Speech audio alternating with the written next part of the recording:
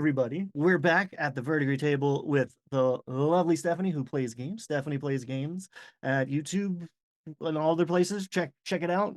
Links below. She's doing awesome stuff down there. If you ever wanted to be a goblin, that's good. Please I do. liked Please be a goblin. your pre-campaign survey Hmm. video Yeah, kind of rang with me. I did that once a long time ago, and I was like, that's a thing worth revisiting.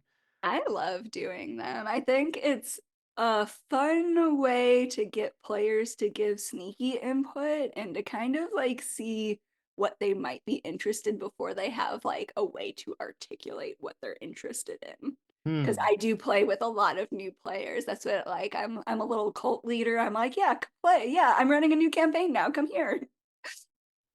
That's I've never heard it put that way before, but yes, there's some overlap between, uh, I mean, one running being a dungeon master, running a game, but two like advocating for D&D, perhaps on the internet. Yeah, Weird. it gets we're not a cult, I swear. Uh, I might be. come play the games. I swear Uh, nothing. so we're gonna roll some dice on the Game Master's Compendium of Explosive Creation, this little thing that I made to make characters awesome, system neutral, build some connections with the world. So, Stephanie, have you considered which archetype we're going to be rolling on today? Okay. Or, yeah, I'm how you gonna want to do this? roll really quickly because it's either the dice or weirdo. I'm very excited about weirdo as an option. Okay, The dice say 12, artist, basically a weirdo anyway, so let's go weirdo. okay, cool. I love it. I love it. This doesn't work when I'm on. Okay, it did work this time. Great. Woohoo. Oh, weirdo. So I'm gonna ask you to roll one of everything, not a D100, but 4, Okay, 6, 8, 10, 12, 20. You can do sure. it one at a time if you like order. Oh, I You can love do it to do it all at all once. together. Yeah. Goblin energy. Based on what I know about you, I think you would prefer everyone goes, well, it's nice. It's nice. Roll them all at once. Okay, I have to re-roll the four. They got stuck in the tray. Okay. What are we starting with? The We're gonna start with D20? the D20. We're gonna start with the swingiest boy. That is Um, a 9. okay. So caveat, if you roll a result and you're like, that's dumb, it would be better if, cool, it's doing its job. If something also like leaps off the table at you, we can fudge. However, our first thing here is the drive, dream, aspiration. Like what's your character's motivation here? Um, 9. Just do what the voices say so they shut up. Okay. Uh, I love this. So, I specifically thought Weirdo sounded great because I thought it sounded very either Fae or Lovecraftian inspired. I think anything weird usually has something like that behind it. Uh, I'm gonna say that maybe they have either like a fey curse. I might flesh it out as we go a little Mhm, bit. I might mhm. change things. So I think maybe either a fey curse or something, or maybe they're a future warlock, maybe something's trying to contact them, get through to them. They're getting snippets of these voices, which is a very distracting and terrible way to live. Mm. Yeah, this was almost called Gonzo. And in the early version of this was actually like a separate table in the appendix as like a multiplier, but I was like, I Uh-huh. want to be able to just straight up make a character like this. Uh, Yeah. No, I love this. And that's what like I am specifically really into like Fae folklore, like Celtic stuff. mm, So I always like kind of things like how people talk about changelings and stuff. And it was probably kids like with disorders that they were like, this isn't my child, like, boof, away with you. You die now. So I yeah. always like the thing like where people who have maybe an issue, maybe don't. Maybe it's magic. Yes. I mean, there's a couple things to unpack there. I don't want to get into trouble, but like if some of us are perceiving more than the rest of Yeah. us, they are not. I mean, some of those people are going to win Nobel Prizes. The majority of them are going to be looked at sideways and end up not fitting in with the system one way or another. and yeah, end up in some bad places. Um, yeah, I think there's the realization that some folkloric stuff is explain like where some monsters come from.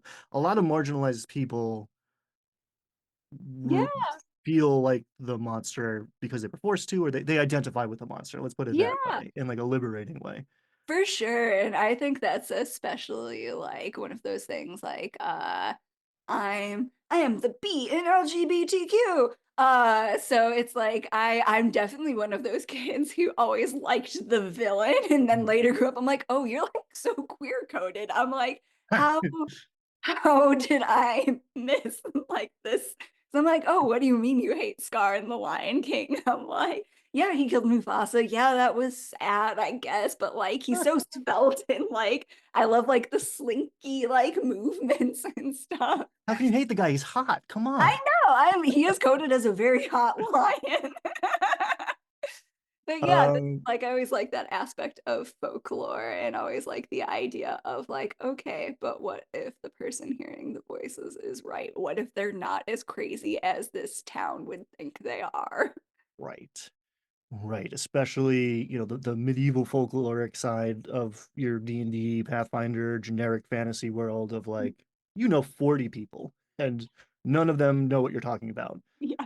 But in the wider world, like there's a whole pantheon of potential things that could absolutely be Yeah.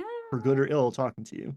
All right, so let's shade. This is a great entrance to a rabbit hole. What did we get on our D12, our catalyst, our call to The adventure? best dice gave us a 6. 6, you say? No, I lied, a 9. Sorry, Ooh, it has the no, dot. we've all been there.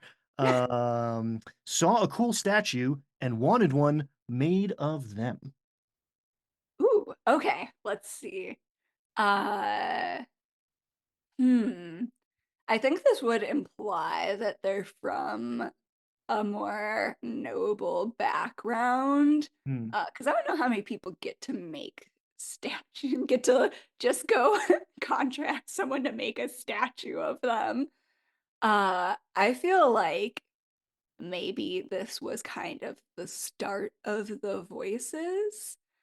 Maybe this is a fae who kind of steals them their personality. Maybe they start to take over their body as they work on the statue, and it starts with the voices. Ooh, we took things into our own hands. We're making a statue of ourselves. Yeah. Well, I think we contracted someone who's secretly fae. Oh, Like we okay. don't know that that's what's happening to us. We just know the loosest idea that this started around the time we asked that really cool sculpture to make this, and they are an archfey, and that was a bad idea because now they're going to steal our likeness. I Like maybe like it ends with us potentially being trapped in the statue if we can't do anything about it, like our consciousness. That's awesome. That's awesome because you have this like fake contractual thing. Like, so yeah, I'll make you a statue. Sign here. Yeah. I will capture your likeness. And I will put your soul into this statue. That sounds good to me. Where do I sign? Yeah, yeah. Yeah, yeah, yeah, Exactly. yeah. That's what the Fae love wordplay. Yes. So I think that would definitely happen to someone if they weren't careful. We could stop right now. That's uh Yeah, I uh largely play in a homebrew version of the Feywild. This is really my favorite genre of everything. same. I love the tricksy. So Mhm. I try not to turn every episode into me gushing about Dolmenwood because that's what I'm doing I tonight. don't know what that is. It's new. It's like it's not even technically out yet, but Okay. it's Gavin Gavin Newsom is the California governor, and I can't say Mhm. Gavin Newman without saying Gavin Newsom first. The gentleman who is in charge of Necrotic Gnome, who made Old School Essentials, Okay. is the setting that he's been working on for a decade. You can still back it. There was a Kickstarter. You can find it on BackerKit and like get the beta testing. It's going to be released very soon, but it's a hex crawl. It's exploration, which is my Yeah. jam. I love that stuff, and it's just all that folkloric stuff pre-Disneyfication of like, Yeah, well, exactly. it's so whimsical and terrifying. Like, Yep, that is love it. my exact genre of what I like, so I'm gonna have to go check that out. Yeah, it's not for everybody, but woo, is it for me? That's great. D8. So a potential character arc. This is not the kind of thing you necessarily want to like totally flesh out before you start playing the game. You know, you want to figure this out at the table, but having an idea of a potential trajectory helps you like lean one way and then look for opportunities to go the other. I rolled an 8. 8. Outcast on the fringes. It's a celebrated hero. That feels like it clicks right in there. Boom. Okay, so as the Fae start to take over this person's body, I think they'll do some very heroic things, something like maybe they were originally a kind of cautious person. Maybe they, or just like, son or daughter of a noble, like just someone who didn't have to do things. So Mm. maybe now they're getting out in the world because whatever kind of thing is taking them over is very excited to be a person out and about. So they accidentally become kind of a celebrated hero instead of being just relegated to like sitting in the drawing room of their parents' estate. I love the idea of like stumbling into heroics because you were just like being impulsive. Yeah, that's me. That's me. We're creating me. Or yeah, I mean that's always the exercise, right? Like, oh shit, I made me again. Whoops. Oops, none of my NPCs have impulse control. So do we have like vibes on like species, class? I mean, we're flirting with Fey Warlock here. Yeah, that's what I might even go. Maybe it's like some Fae who is connected to a hag somehow. So maybe even Hexblood, because I do love Mm. Hexblood. So maybe eventually later on they'll kind of take on that secondary transformation once they're no longer them and now that their being lives in a statue. So maybe it'll be like a Hexblood planted in their place. Man, we're gonna have to do more of these because this is you've created like a reverse Dorian Gray in about 3 minutes, and Yeah. I love it. Also, really, really love Great. Great. So great story. Your influencers are showing, and I like it. All right, D4. So a friendly faction. Maybe we belong to this group. Maybe we're just chill with them. They can provide us some resource in play. What you get on the D4? A 3. 3. The Merry Minstrels. Perfect for our Fey touch. Oh, Practice yes. long forgotten folk songs in caverns for the great acoustics. I think that maybe they started singing about some of my deeds, and I think because I'm Fae coded, I'm very attracted to music, arts type of thing, so that maybe I followed them around since they follow action around. Maybe like Yesker. How do I say that out loud? Anyways, in The Witcher. That felt Uh, right. Yes, so yes, Yasker. yeah, that's what it sounded weird when I said that. I'm like, is it like a cure? Fantasy Anyways, names. not the point of that. But yeah, maybe something like that. So instead of them following me, I'm kind of now shadowing them and jumping into things because I liked that they sang about me. Like that was like next level. Like, yeah, that feels nice and warm and fuzzy. I love this like I'm not trying to save the world. I'm just chasing the high Yeah. of praise and I just accolades. have ADHD. This looks like fun, but that's like I want that character at my table, right? I Yeah. don't want 5 of those characters at my table. Okay, that's Yes. 5 different directions, but like Only someone's got to push the button. There's the button there. Someone's got to push it.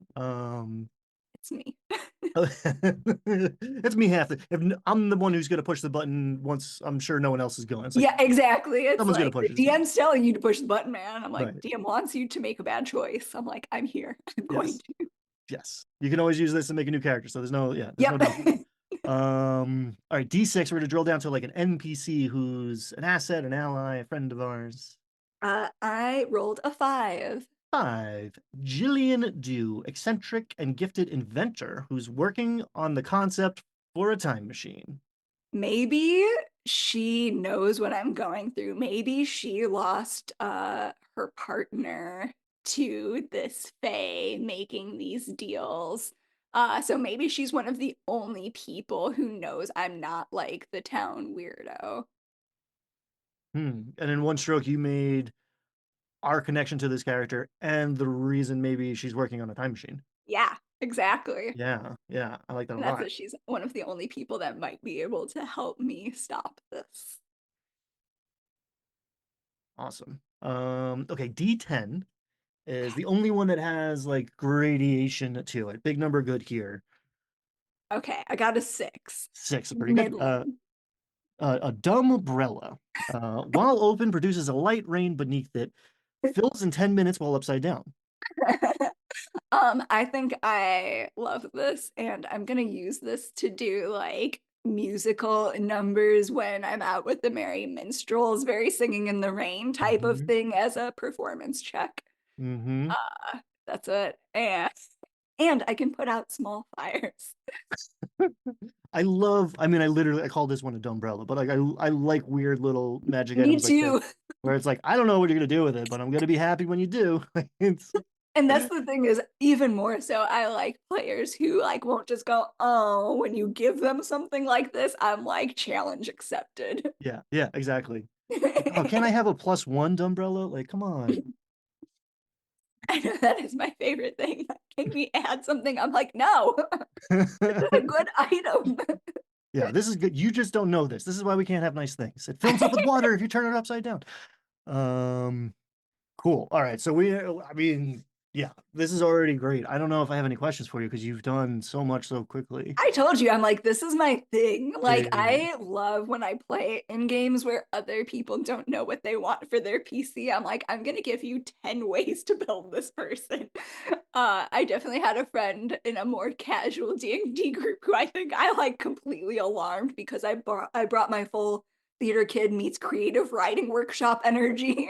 Yeah. We both got killed, and so we were rebuilding ours together in our own mini like session zero. Nice. Yeah, I think he was very bewildered by my uh proactive approach to this. Yeah. I mean, I've made a book of 1,000 ways to do it. So yeah, Yeah, I'm here I for it. get it. And yeah, I wanted to make something that was good for both people. Not that there's only two Mhm. kinds of people, but like the person who's like, this is my favorite thing, I want to do it all the time. And the Yeah. person was like, I don't fucking know. Like, throw a fistful of dice and yeah, Yeah, I'd ma- be like, "Yeah, sure, this is fine." things happen. All right, so we're gonna switch hats now. So that's the player facing side of this. We're gonna turn the page and go over to more the DM centric side or the GM centric side. And I'm gonna ask you to roll 4d6, as Okay, is gonna have to do it 2 times cool. each. What's the Okay, first patch? I'll write them down for the us. first one is 6, the second one is 1, then we have a 6 and a 3. Cool. Here, do a little bit of world building. Well, this is the weirdo, so things might get actually kind of like build around influential, but hopefully some of this can insert into whatever homebrew world we're already running. So we got a 6 for Mhm. our antagonistic organization, a faction that is not big fans of ours, the Transmorgifiers. Ooh. Well, Calvin and Hobbes for y'all. Create monstrous hybrids and abominations in their pursuit of superpowers. Uh, I feel like this could fit into the hag flavoring Mm, pretty easily. I feel like maybe this hag has like kind of lower level bads. Like maybe this hag is our big bad, but has lower level things. The statue maker's one of them. And their superpower is kind of putting on other people. Like maybe that's actually part of it. Maybe it's their mm, voices that are in people's head. Maybe they can switch between all of these people's consciousness as they take them over. And they're like kind of like very like, you know, is that a mind flare? Am I talking about mind flayers basically? to a degree, they're all interconnected with the What is the elder thing I'm brain. thinking of? There's a monster I feel like that basically does this, but maybe that's like one of the sub big bads and there's groups of people under this hag doing different types of things and one of them's creating monstrous hybrids and stuff and kind of releasing them onto kingdoms and taking over places. Yeah, it's nice to have like where'd all these monsters come from? Like it's Yeah. good. It's nice to have an answer for that. Um, yeah, and I like the idea that like if we do derive power from this hag, and these people are also, or this person is also allied with her, like being like they hate us not because we love killing monsters because it's fun for us and people sing songs when we do it, but be also they're jealous or like naturally competing with us because we have the same hatred. Yeah. No, I like that idea. Uh, I like that a lot. D6 is a rival or an NPC maybe, or a big bad evil guy. Ooh. Sir Lion Tooth. All right, Scar vibes. Inept and delusional knight with dandelions growing from the seams of his armor. Whoa. Oh my gosh, remind me in a second because I have a side story about dandelions that I have to tell every time they come up. Okay. Uh, but I think this is like the hag's right hand man. Like it was a paladin, like an Oathbreaker paladin, or like an undead paladin or something. Maybe they were an early, like monstrous hybrid kind of like experiment.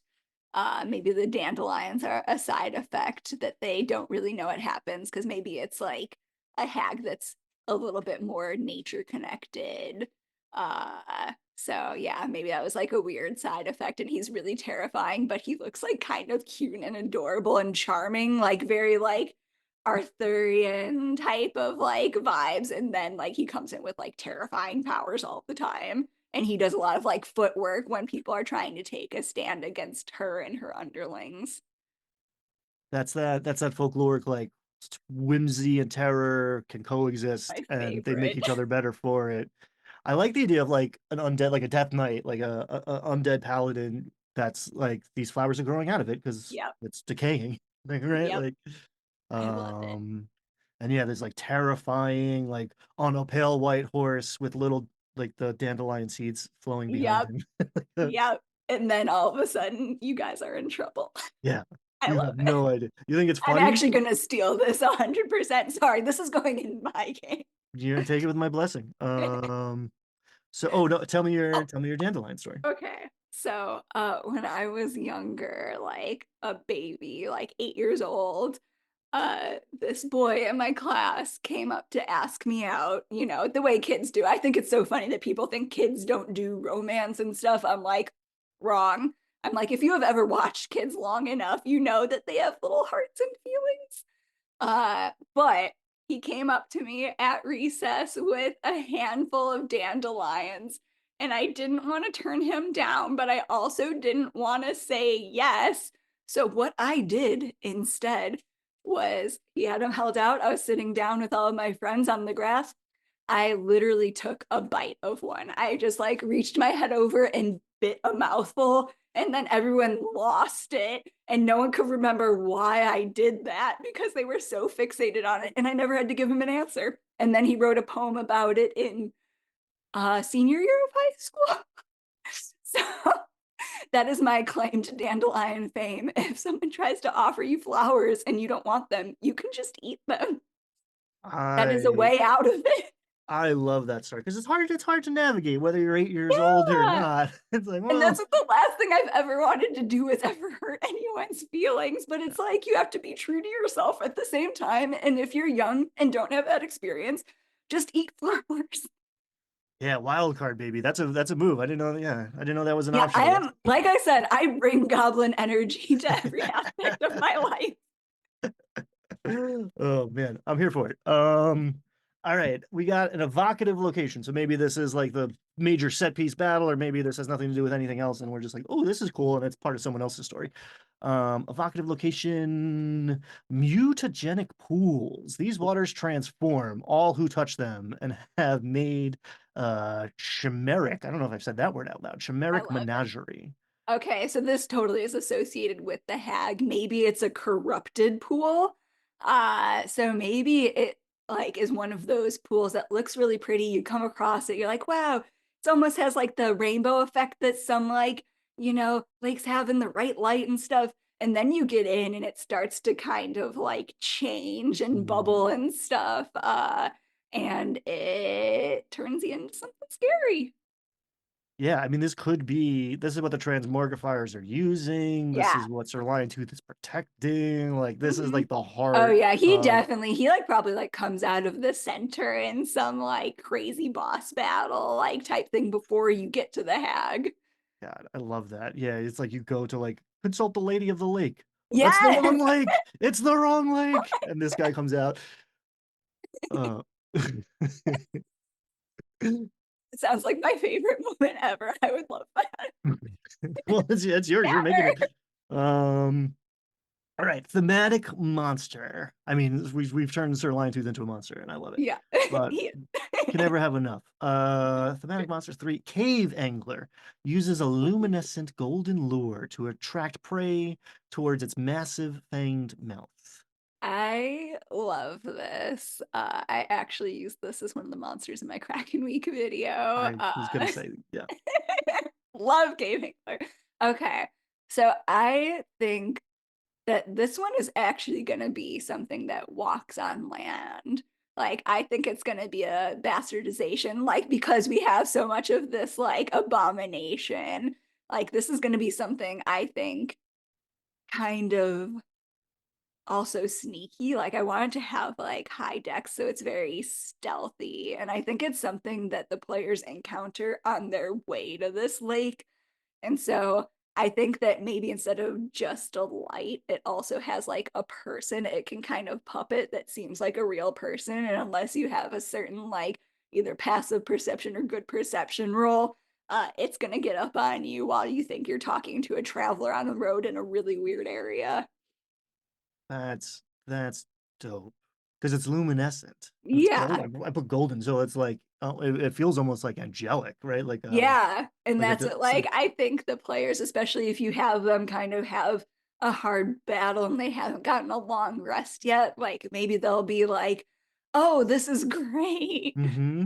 Because I am someone who I sometimes like running a monster, and this is where I talked about in our last conversation about my fake battle stats. Sometimes I want something that can Cinematic. hit hard. Cinematic. Stick with Yeah, that. yeah, Cinematic. Yeah. cinematic. I'm gonna use nice words for what I do.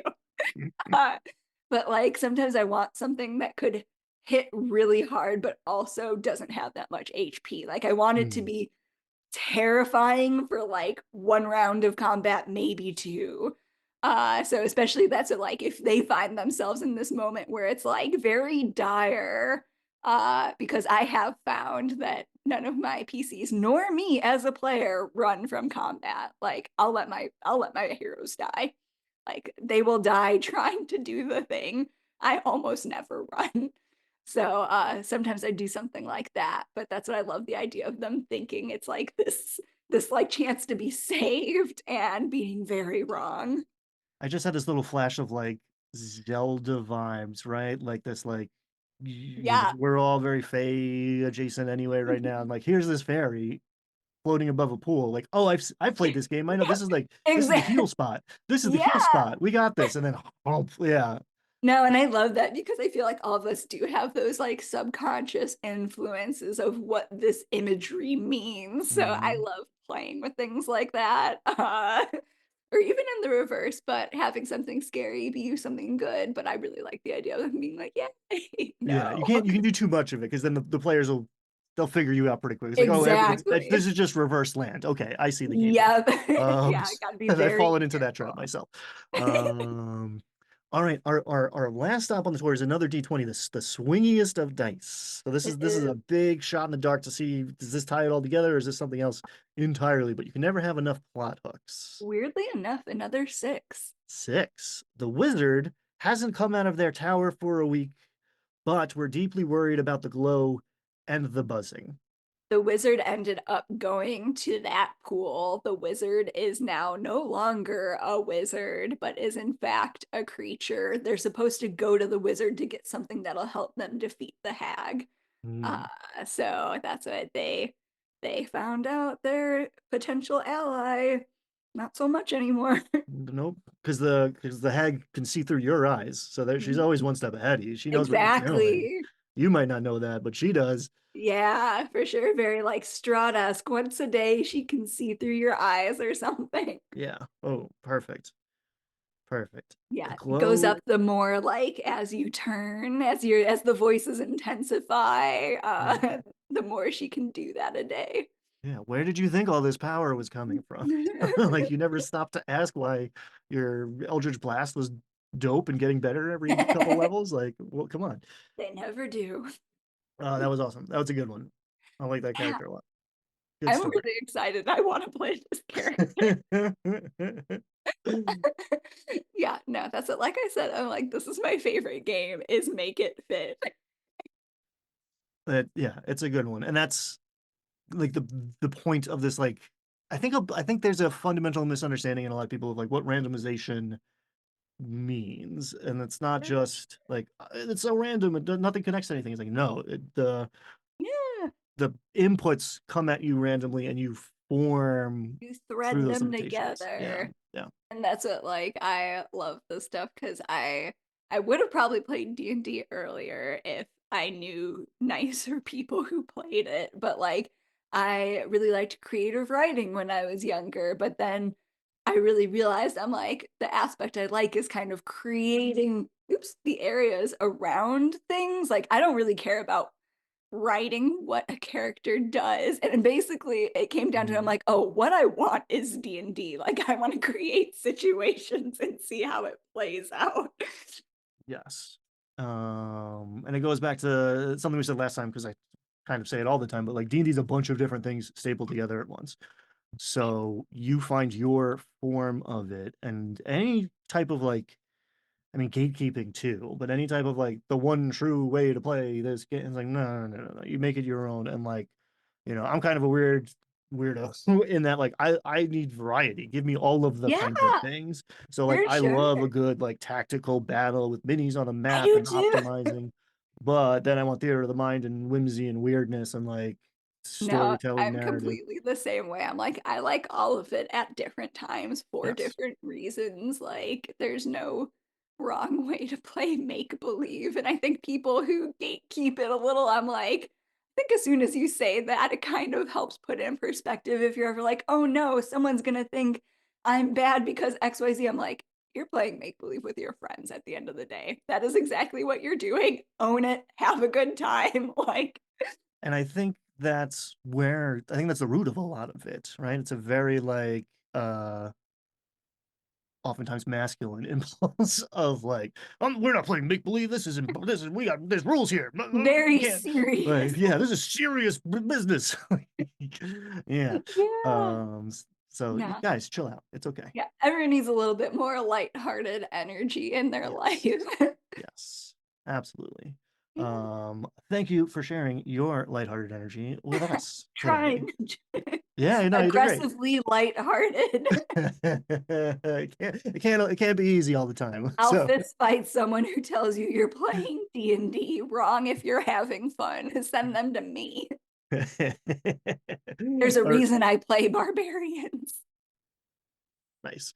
We're gonna go full screen and you're gonna tell folks what's coming up. Like if we go and find Stephanie plays games, what are we finding? What can we look Uh, forward to? so now I'm like, I want to create a bunch of fake characters using this table. Hmm.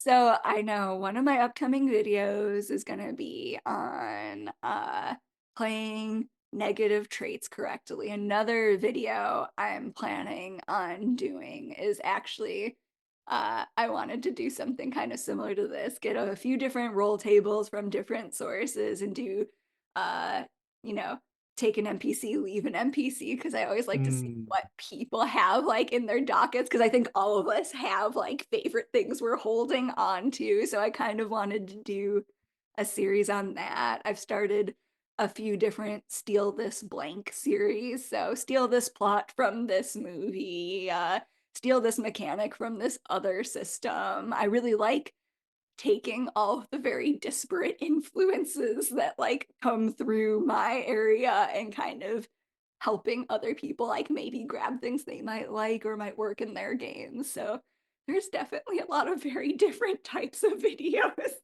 coming out. And that's great. I look forward to it. I've found like your perspective is very refreshing because it's very much yours. You're not trying to be like, well, we were just talking about, I'm the authority. I'm an This is the right way to expert. do Yeah. things. 2 Yeah. years in, I'm not an expert, and I'm okay with that. Right. Yeah. And there's power in like the beginner's mind and a new way of doing things. And like, not, this is what happened in 1986. Like, cool. Yeah. Like, I want to know that, but that doesn't Yeah, for mean it sure, has and to I happen love still. history. Yeah. Yeah. But the other thing I always enjoy, and like, I mean, you've watched it happen in real time a few times, but I can't believe I didn't mention every little freaking reference you put on the screen. I'm like, yes, these are my people. Like, I think Oh, the Kraken week, our flag means death. I was like, yes, okay, we got to yeah, talk. I love I'm still heartbroken. I wanted to see more about their inn. Yeah, But yeah, no, that's what I really like. It's one of those things. It's there's so little time to run all of the things I want. So I like to like lob that on the air and maybe someone will do something even cooler with it. Like I don't like to hoard things. I like to get them out so that everyone can play with ideas. nice. Thank you for sharing all of your ideas. Go check out Stephanie Plays Games. Thank you for spending time with us today at the Vertigo Thanks. table. It was Be great. kind, have fun, and yeah, we'll see you all next time. Bye.